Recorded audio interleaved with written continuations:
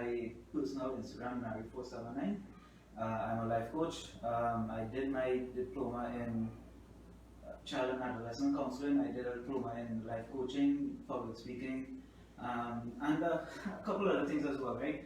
I wanted to create a platform in which I could have the people of Trinidad and Tobago have a means of free speech. Free speech in terms of creating personal leadership amongst themselves, finding resources that they never had before. Because I knew when I was growing up, right, I wanted to find out more about the outside world. Let me put it that way. You know, what it is people making money out of. You know, like you was always hearing in movies like stocks and trades and all these kind of things, for example. You know, and I didn't know anything about these things, and I wanted to know, and I had no way of knowing it. At least back then. But you know, times have changed. But sometimes times change, but people don't change. And I want to create this thing, this platform for people who are seekers, more than truth seekers, but people who want more for themselves, you know, and for more for their family, and to build a legacy. Because I'll have guests like this person here I'll introduce you to soon. I have guests who will be talking about success and money and discipline and what it means to be a man, what it means to be a woman in today's society. And we'll be tackling so many different topics in mental health and medicine, because you know COVID is a thing now. There are lots of people who are doing so much absurdities that if you talk to a doctor, they would probably want to have their own show. But let's move on from my introduction and move on to Ms. Jessica Sirju. She'll introduce herself. So Ms. Jessica, tell us a little bit about you. Well, Munisha, it's really nice being here this afternoon. I don't know where to start an introduction to myself. It's not something that I usually do. Persons usually get to find out about me as I go along. I'm a counselor, lecturer, I'm an HR consultant. I've been in the corporate environment for many years, over 30 years. And I came full circle from psychology and sociology and anthropology many years ago. Straight back into counseling and psychology and so on at this point. So it was always my first love, even in the corporate society. And I realized I met you did I meet you in the corporate society prior? No. But we worked together in the same company, yeah. Right? And then I will meet you later on. So, and you were one of my favorite students. Well, I don't know about PhD. Yes. You are. So that's why, that's a little bit of my background. And, but my real passion, of course, is helping others. And if I were to say anything about myself, it's simply to do anything I can in any capacity that I can to help someone else. So that's a nice introduction. Thanks. I know it's not like this is not like a interview, right? Right. So we could relax, we could chill. Well, yeah.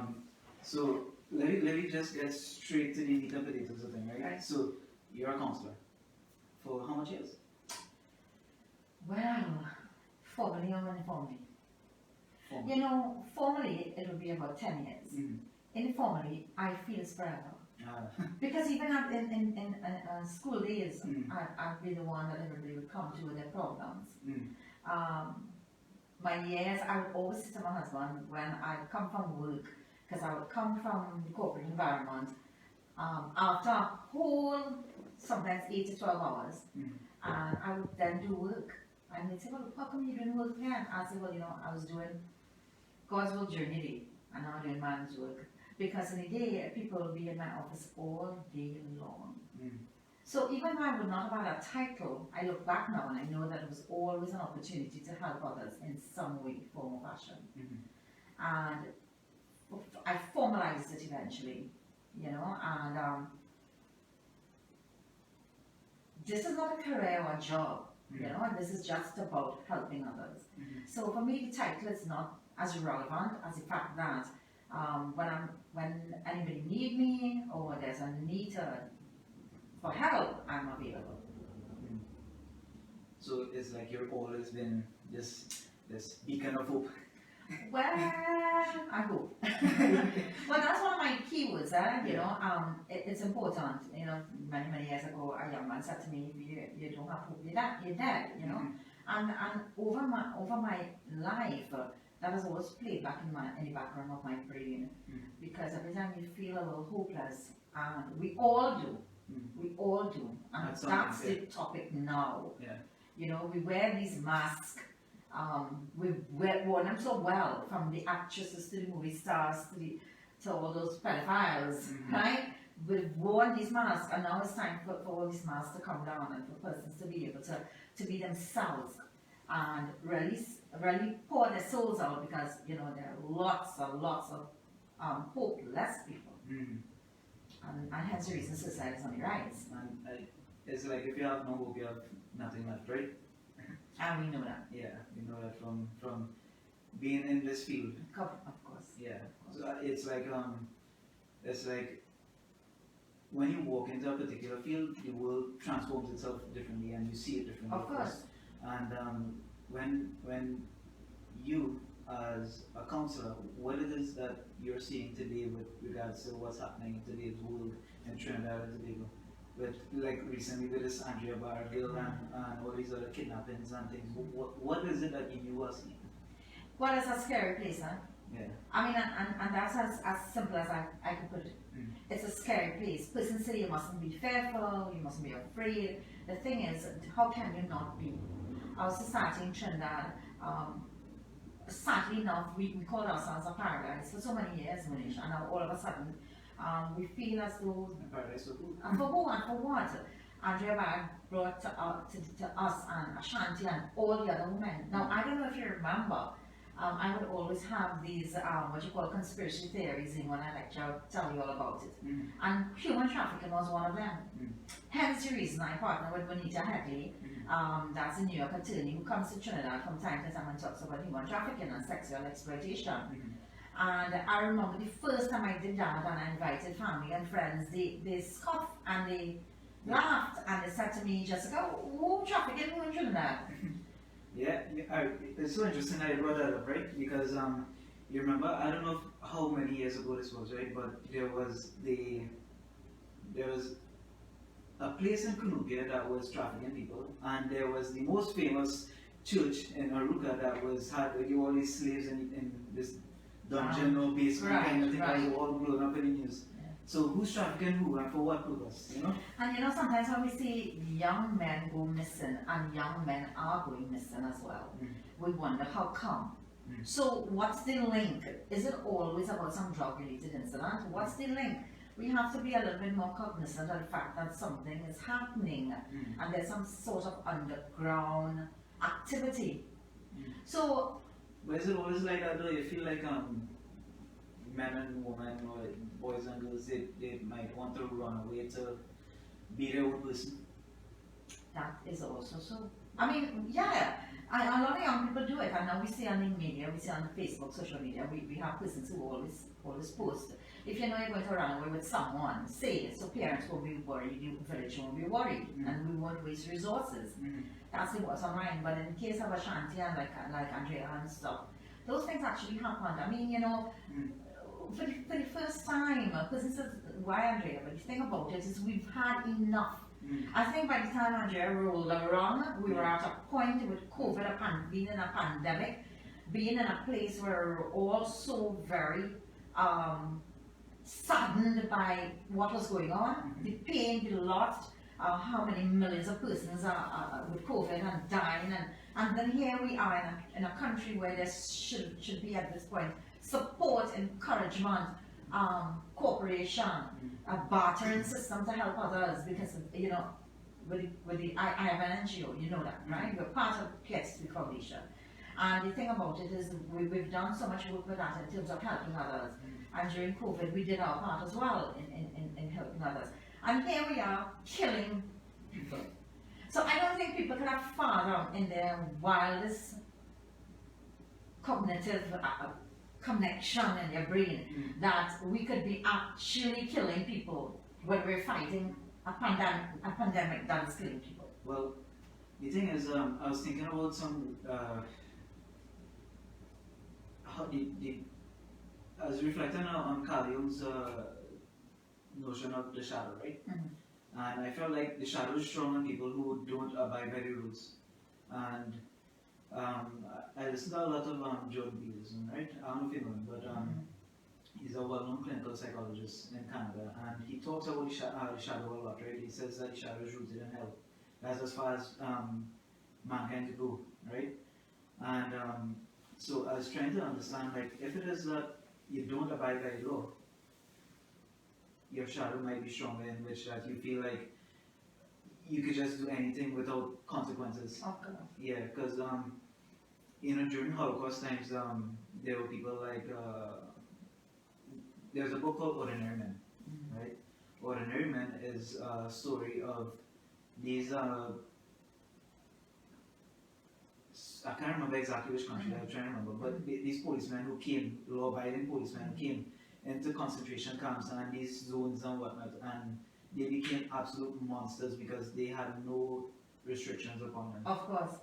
Yeah. And you see that in all sorts of genocide. Yeah. There's the Lucifer effect.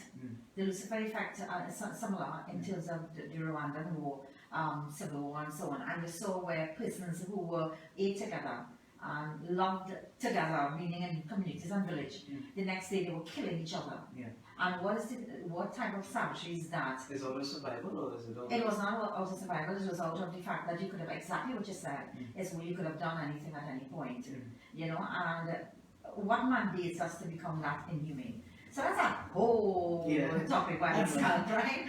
But we have, going back to what you've asked, you know, our society is tainted and twisted, and we see, we look at Netflix, and we look at the docu-series, and we look at things like Ted Bundy, you know, the files and so on, and we recognize the implication of, I mean, extensive pornography and effects and things like that. We've heard the statistics, we are one of the highest per capita in the world. And well, at the same time, right, you know, like Trinidad people just be like, well, I don't know if it's Tobago as well, but you know, we tend to say, that's them people, I better than that, I smarter than that. Careful at Trinity, God is at Trinity, you know? And it's so different when you're watching Netflix, as they brought that up, right? And you're looking at things from a third person point of view, compared to actually living it. Yeah. And you can't see it. You can't see the elephant in the room because you're too close to it. But the fear is real, eh? Yeah. The fear is real, home invasions. I mean, we live like, I've looked at some criminal minds. I had to stop looking at that. You know, those things are not, they're not pleasing to the spirit, right? So I stay away from things like that. As a counselor, I know even better. So we have to be cognizant of things like that, you know?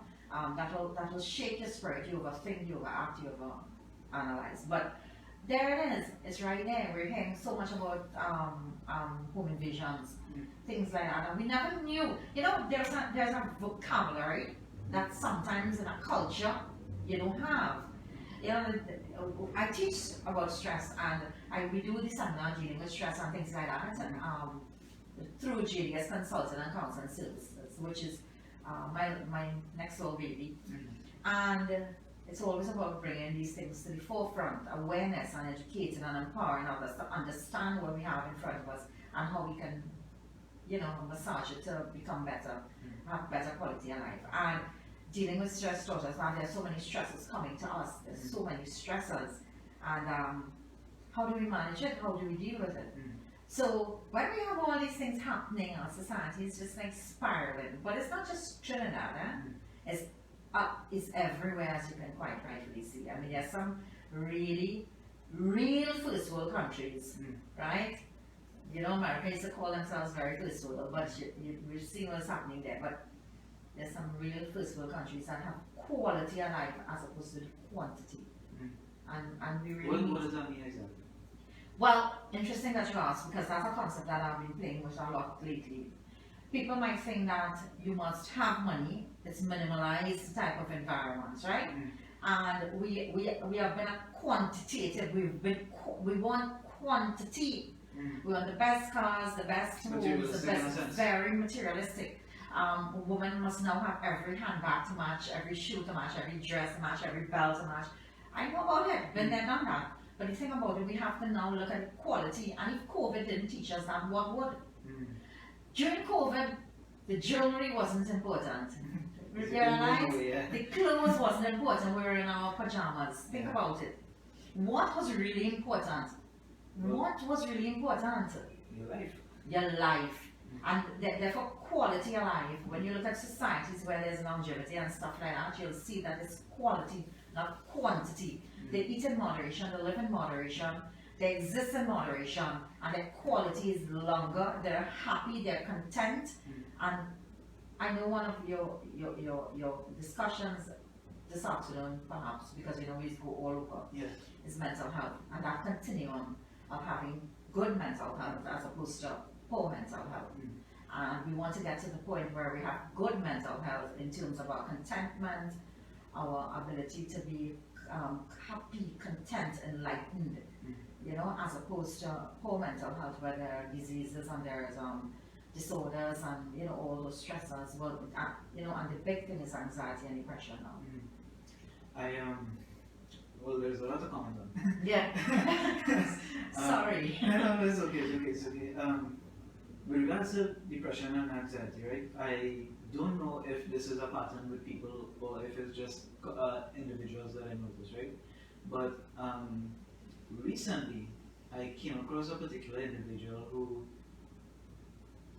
claims to be depressed, but does not exhibit physical symptoms of depression, right? Now, I know those two things are not really the same thing, right? But when, like, as we mentioned earlier in the conversation, when you're in a particular field, you see the world differently. And at the same time, as an adult, and as I don't like to be called a counselor because I don't think I'm good at being a counselor. I like life coaching because it's a little bit different, right? But I think I could see when people are lying to me, and lying to themselves. And I think that a lot of people claim mental illness as something in which they could attribute towards their self-worth. That's also significant. A very strange, oh gosh. Connection? Yes. Comment.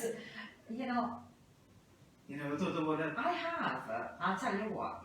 I find young people do it quite often. I don't know if it's a trending thing to say, I'm anxious, I have anxiety, I have depression. But we, as counselors, we must be very careful. Because we're very careful to recognize, because we need to help others. Yeah, and we have to take it. We have to take it on the level. They themselves know how they feel. Yeah. This is not something that physically shows except when it's prolonged, right? So sometimes it starts very slowly and people... I know, and that's why, during the course, because you're my lecturer, right? At some point, we talk about what you need to say and how you need to say it and the words you choose, right? Because you need to be particular on what you say. You can't just speak your mind. You need to actually not cross lines and assume. They can't assume. And the thing is, like I said, these symptoms manifest over time, right? But what happens when somebody's been claiming depression for years, but they look fine and dandy? You hear it in their speech, you hear it in their interactions with everybody, you see it in their personalities, and you see it in their behavior and the way they act, the way they move, the way they think, and I'm not targeting anybody in particular. It's just that I really want to wrap my mind around these things, and this is me being extremely candid, right? This is... Of course, that's what we're here for. I mean, I know we, like I said, we go off on tangents when we and you speak, right? But I want to kind of bring things back to like what we discussed before, right? So with regards to mental health now, how is it different from when you were growing up? Remember that question. Because I have to answer the other one, right? Okay, no problem. So, self-fulfilling prophecy. Okay. You see, sometimes when somebody says something over and over and over, that's why it's important not to say things affirming the negative. You know, if I can say it like that, right? So when you say things, it becomes a You're watching self-fulfilling negative prophecy. stuff, Yes, you yes. have to be careful. So if you're not depressed, you really don't have any symptoms or signs, but it's something that you like to say. Like people say, I have sugar. Not diabetes, Yeah. right? I have this and I have that, and I always say that even before they actually get tested and they understand or they know for sure, people like to claim sickness. I can't understand the concept, but people do it. Well, So maybe it's the same as that's it, self-worth. self-fulfilling prophecy. If I say it long hard enough, I'll believe it. The other thing is perhaps people mask very well. That's something that I've been exploring lately. We walk around with a lot of masks, meaning battered woman, and that is where that concept came from. I'm working right now on a documentary, was it a film? With Nigerian filmmaker Oteo Olejej. Can't pronounce his name. He'll kill me if he sees this. But Tayo, and it's been on my Facebook and so on, and we're working feverishly to get it out by this year, soon. So it's going to be launched soon. I'm having an event. At Gulf City Mall, and we'll be launching that trailer, right? Okay. So we'll talk more about that. But self-fulfilling prophecy, and we're talking about masking. And what I recognize doing that documentary with him is the fact that a lot of women walk around. We've been walking around abused, battered, and bruised, and nobody's none the wiser. I'm battered last night, and I go to work next morning beautiful. So maybe that's why the makeup industry is doing so well. Yeah.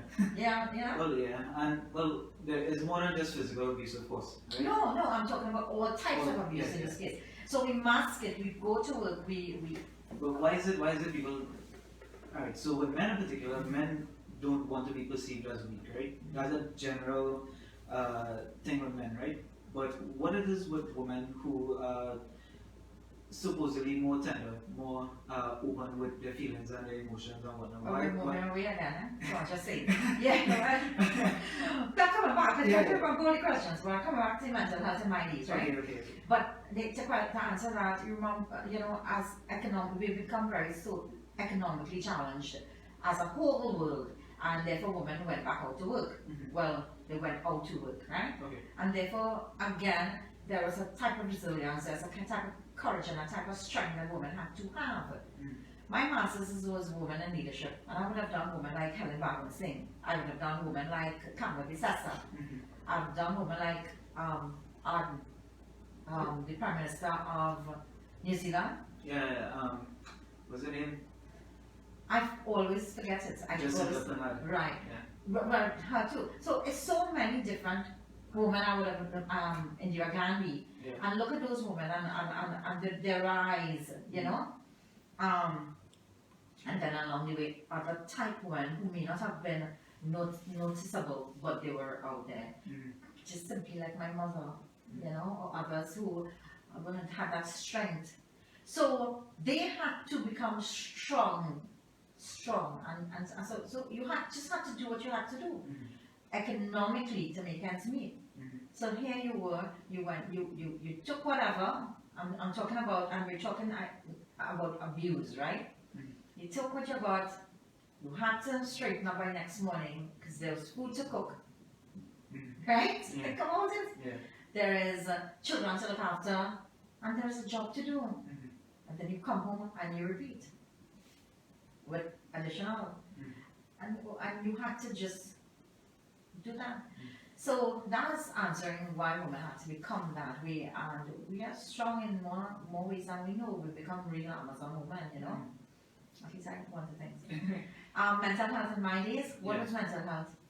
Well, I never heard the word mental health put together.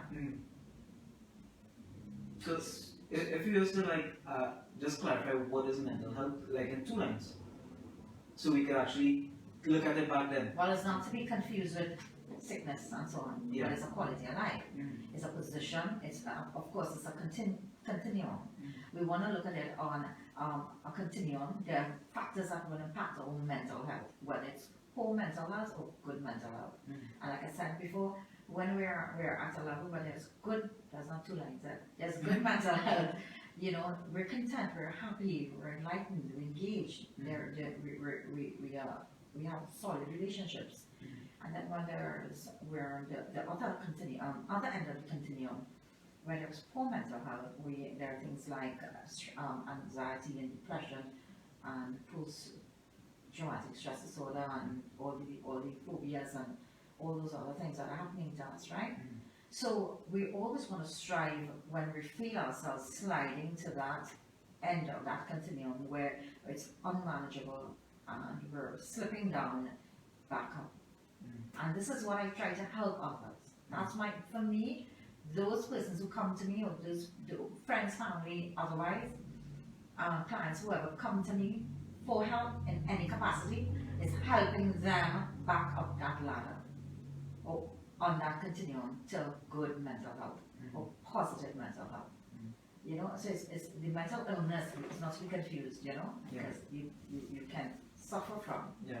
But, well, it's just like a cold, right? So you can get over that, right? Exactly. But I mean, did it exist in my time? Of course it existed. It did. But I mean, if it is that you're colorblind, that doesn't mean colors don't exist, right? So just because things exist doesn't mean you have to acknowledge it. But not as much as I feel it is now. Yeah. There was a different quality of life, Monish. I don't know what is. Well, not that I don't know. There are what I call influencers. You know, when we do stress, we talk about the influencers. What is influencing you to be as stressed as you are? There's so many things that are stresses now than ever before. Social media is the first on the list. You know? Yeah. So there's the material need, there's the socioeconomic need, the political instability, just talking the fear factor, how many things, financial constraints, the pandemic, it is too, and that's what happened. I don't think our brain was designed to be as, it's exploding, you know, like in the cartoons. It's too much going in and it's just exploding. And we overanalyze and we overthink. Young people say to me all the time, you know, I'm an overthinker. When did that happen? Gaming is another thing. The diagnostic manual is now added gaming as a phobia, meaning it's affected because when you can't attain the levels or you can't beat out or whatever people do with gaming, it creates an anxiety. It creates a feeling of something in you. We all go through that sometimes when we're waiting or at the airport and you know those kind of thing. When you have that kind of wait. You feel that kind of build up emotions inside and you wonder what it is. It's like kind of butterflies in your chest area. Imagine young people, I'm saying young people, there are plenty of people do this gaming thing. I've seen a couple broke up recently. The girl tried to kill herself because her husband games. Comes home and that's what he does. And ignores her. So it's affected. So mental health, you know, as a child growing up, I hear parents or relatives say, I fell down the road mad. Yeah. You know, you used to hear somebody mad, you know, and that was the end of that. But it was, for me, it was fun. Few. It just wasn't, people had just very collected lives. They got up, they did this stuff, the woman were at home, the men went to work, the children went to school, they studied, and they came home, and that was it. You smoke, you drink, you eat, you live, and that was it, you know what I mean? And that was the height. There was not this absolute influx of overload in terms of all that is happening. How can we assimilate and accommodate, like Piaget theory, you know, how can we put all that thing into our head? What will happen eventually? And we're seeing it more and more and more. And it's an absolute overload. There's a lot.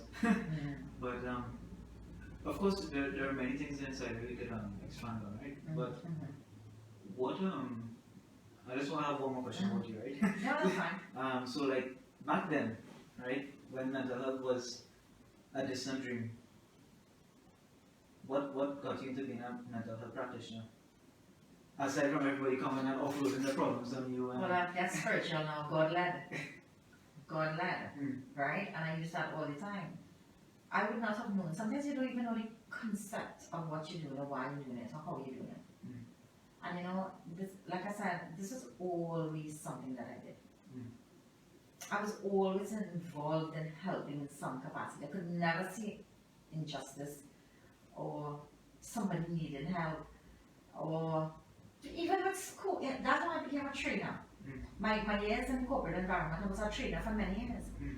So it was always about helping others, teaching others, doing, supporting, harnessing the potential of others. JDS Consulting and Counselling Services, which I'm the managing director of, it's about harnessing the potential of your full potential. It's I say the best version. The versions that we sometimes walk around. You'll understand this. We've had these discussions 2 in the morning, 3 in the morning, right? Hadn't had any like that for a while, but you know discussions. And we always want there's something, and we see it in the young. Can I call someone's name? Jeremiah. When I met Jeremiah, I knew, I saw it. And person said, how do you see it? I don't know, but I see the potential in someone. And if I'm allowed to, because some persons don't want to do the work, right? We understand that. If I'm allowed to, I help you gravitate towards that fullness. You know, somebody had to remind me a few years ago, and it's been stuck on my mind ever since. You know, just one of those things that just glued somewhere in the back of your mind. It's like, when it comes to spiritual ladders, right? Many are called, but few are chosen, right? And when it comes down to it, it's like, this is something that I've been thinking about infrequently, but it's been on my mind as well. It's this one line, the power of one. You know, it's like, there's always here when associated with sports. You know, it's like, he's just one player, you know, but one man is a leader, one woman is a leader. The impact. Yes, the impact. And that's why care to speak was born. So I would be sitting I would be lecturing in the classroom, and I remember asking, I think it was born with you all. Remember? I know. Right? Yeah. And I would stand there and I would ask the question when we do psychological issues, when last have you been to a seminar, an event, a function, anything that spoke about mental health, psychological issues, depression, suicide, bullying, school violence was a big thing at that time, bullying was a big thing, you know what I mean? We have these cycles that happen. And well, sexual abuse is constantly on the agenda, and the rise and the talk, and that is where care to speak came out from. And you would have been there with me head and head, right? Understanding that these are things that we needed to get out to the public. We needed to, we would have done depression, and students would say to me in class, I didn't know those were the signs. So if students who are in the field didn't recognize the signs, then I need to let the public know what the signs are so they can get the help that is necessary. Persons aren't even aware of some of the signs that they go around every day exhibiting. Why the behaviors like that, why they feel like that, why they feel lethargic, why they feel saddened for so long, while they don't feel like moving. You know, depression takes you down a rabbit hole, as I always say, right? And if you can just have someone help you pull out of that rabbit hole, good for you. Sometimes there's nobody. So you have to find a way to Well, I guess that comes down to the meaning you attribute to your life, right? If it is that your life is meaningless, then you can go anywhere and do anything. Correct, is right. And feel anyhow, and just bear with those emotions. But the more meaning you add to your life, the more that everything that you do matters. Exactly, I like how you say that. I like how you say that. Like recently, I wrote, I have 100 things to say, as you see, but I make very few posts. And recently I said something about, you know, recently I felt like, you know, those movies, Purge, haven't looked at it, heard about it. Mad Max, haven't looked at it, heard about it, you know? Yeah, you're both about it. Exactly, it's as though, do anything now. And that's random, so many we say it with anything that happens on Facebook. Yeah, there are posts, most martial movies, right? So I've never seen them either, but I've heard of them. I've seen clips and things like that, right? But this is just a point going back to the first thing we was talking about there. One of those things about where the rules don't apply to you. What happens? You know, you can just do anything that you want, and when you know, I feel like when you acknowledge the rules, but you feel like they don't like you live in a zone that the rules barely apply to you. There's just that minimum tension. You're allowed to move and feel and do what it is you. It's like bullying. So like you know you can get away with bullying to an extent. You can bully somebody without killing them, right? Yeah. Yeah. And yeah, and you know, it's the lawlessness of our society now that is amazing to me. I mean, what you asked me a little while ago, what brought me here. I mean, you know, we must in counseling and psychology, you know, what is therapy, and people tend to think that it doesn't exist. It's spiritualism, you know. And I'm not talking about religion, you know. It's spirituality, you know. Getting to a place where you you spend time with God, you spend time. Many persons, many young people, and they say to me very often, they don't believe in God anymore, you know. You're hearing those things, you know, long ago, regardless in your community, your village, or your district, you on a Sunday or Friday or whatever, people went to the mosque, they went to church, they went to temple. Or whatever other, you know, whatever other type of religion. I remember my girlfriend, she's a Baha'i. She would go to church, she would go to their place of worship, their center. So people did those things. So I don't know what is happening. So spirituality is kind of like out the window. Yeah, everything is so disconnected. Yeah, so when you don't have something to refer to in terms of principles, values, morals, and structure, what do you do? Chaos. Anything. Chaos. You know, like young people say, okay, chaos, and that's exactly, it's a chaos kind of theory. So it's a Mad Max, right? And well, that's why we have people like you here to create order, right? well, I try. Not instill order, but create it. But I try, but it's a battle, yeah?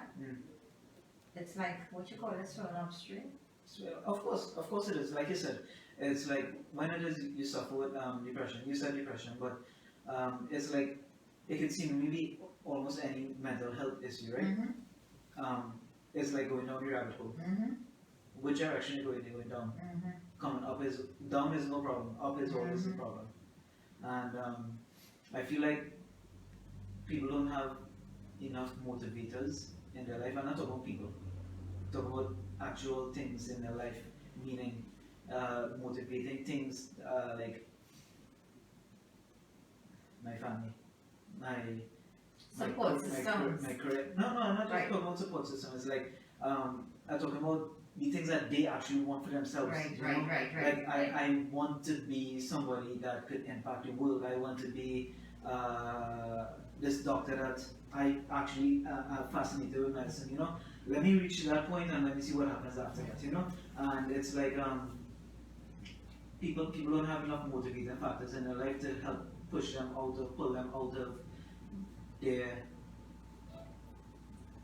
whatever state that it is they're in. It's hard now, eh? It's hard, it's difficult. It's harder now than ever before. Yeah, and I feel like a lot of people, they don't want to be vulnerable. Vulnerability is the biggest issue here because it's like, how is it you're going to address a problem when you're inside a cave, you know? Yeah. Yeah. And you're quite comfortable, you're quite comfortable staying there. There's familiarity. Yeah. It's like you're the master of this little room. This little, this zonal corner. Yeah. No, it's difficult. I mean, when you look at what's happening with young people who've done their education, who've studied so hard, and masters, they have all sorts of things, you know. They've learned skills, they've done all sorts of things, and then there's no employment. And again, you know, we like to talk to international politicians and politics. It's all worldwide, it's global. So we have to look at little opportunities to have mindfulness Mm. and some sort of quality of life. It doesn't take much. Mm. You know, I say to people all the time, you can do little things with little money. I've done it. Mm. I'm not, things are perfect, Mm. but I make the most of an attitude of gratitude. Every morning I get up, I say, thank you, Lord, for waking me up. Thank you, Lord, for another day.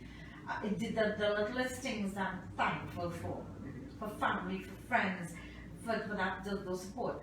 When we pay attention only to the negatives, obviously, all we'll see is the negatives. Yeah. It's about looking for the positives. Mm. There are fewer now than ever before. Really, we have to be realistic because money is going and not coming back. The cost of living is going up. The standard, there's so many challenges. You can be bullied in a work environment like nobody's business now. You know, so it's not even about just being bullied in school anymore. It's in a work environment because the competition is so tight. People there's so many hidden agendas in the corporate environment, you know, we understand those things. And well, it's interesting I brought it up because this is the whole premise of this podcast. It's not really a series, but this whole thing that I'm doing here is about creating resourcefulness with people because you don't know what the opportunities are out there. If you don't know them, you can't capitalize. We have to make them.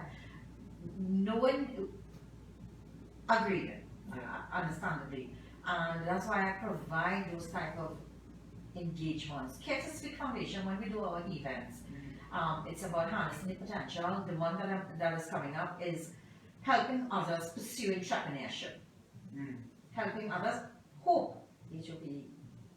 Okay. Right? Yeah. So it's to bring hope. We always do happy moments, feel good opportunities. We understand that as counselors, it's important to feel good. We have to find places in our system, in our brain capacity where we feel good, you know. And during COVID, we weren't feeling very good, right? So we now need to rise above, come out with all the protocol observed, and usually the persons who gravitate towards helping with these events, and you would know, is usually persons who is all like-minded and will bring a sense of hope, extend themselves to the public at large, anybody who needs that kind of help.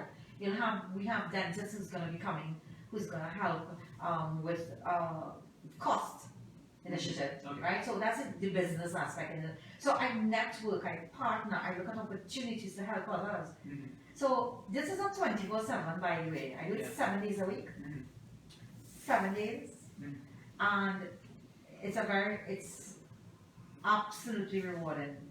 But we need more persons on board. We have a lot of work to do, and persons are sitting, they are Netflixing. That's our word. But you know what I mean. They are, what are people chilling? You know, they're doing their own stuff and great, but some of them are they're negative coping mechanisms, right? They're positive, they're negative, and those are a lot of negatives, right? Some of it, I should say. So let's get out there, let's see how we can help others. It doesn't take science, it's just to help. We can do more. I mean, you look at fellas like Ishmael and think, you gotta be fair, you know? You could say some amazing things, but at the same time, you know, you go out there, you have to help, The barter system, Kelly Barter for Babies, she's an NGO. Corey Espinoza, another NGO, I all connect with them. We help each other, we collaborate, we have these things happening out there. You know, recently in December we did Joy to Speak, where we give back to the community, the toy drive, right? We did it in a break community to observe protocol, didn't have as big as we would normally be, and we were able to help bring some joy to children in the area. Kathleen Ojo opened a home, you know, things like that. Everybody count, Monish. Every one person, and I'm very blessed to have an amazing network of persons, you know. Ducky's Tent Rental, you name it, they connect, they give, they help, they support these initiatives as in my very little way. So I think and that's it, right? There are lots of people who are willing to give, but there are lots of people out there who are trying to scam as well. Of course. So I mean, clarity helps a lot, because once people see that you're doing what you're doing for other people, and they know that you're genuine about it, because I feel like everybody has this sixth sense where you know when somebody trying to bamboozle you, or their heart not in But it. sometimes I don't know, and to be quite honest, I'll tell you why. I just feel good. I just try to sleep good. You know, sometimes, and I'll say this, and I know how people might take this, right? Sometimes you can see somebody up by the homeless, and they ask for $1 or whatever they ask for, right? Persons who say, Jessica, why are you going to give them? I give them because whatever brings them a moment, happiness. I did not walk in their shoe. I don't know what would have led them down that path. Which we know that there's a thin line between sanity and insanity. We understand this. We know people who are bordering. Yeah, I can tell you. I feel like I've been teetering back and forth a lot. We know it. Yeah. We understand it. So who am I to judge? I will never judge. So if I can bring a moment happiness, I don't know for sure when that guy says I want to buy a bread or I want to buy $1 or whatever. Yeah, so I can't judge that. So if I have the money, I give it. Right? And I hope he does the right thing. That's my hope. But the point is, I will do whatever I can in whatever capacity. I always say it like this, to help anybody all the time. And that's why we've been everywhere. When we did that first hamper drive, we went through Trinidad, remember that? And that's a long way. Yeah. That was a very long day. We started very early, finished early. But those are the things that we continue to do. So, we have a lot of things that we could talk about still, right? And the episode has been going on kind of long so far. But what we could do is we could conclude it. Of course. And we could always have another few episodes in the future when we have time. It's like time, resources, and people don't align all the time. So when it happens, it happens. But we have a lot of things that we could talk about and address and discuss, and hopefully we can engage a lot of people. I think but tell people where they can find you.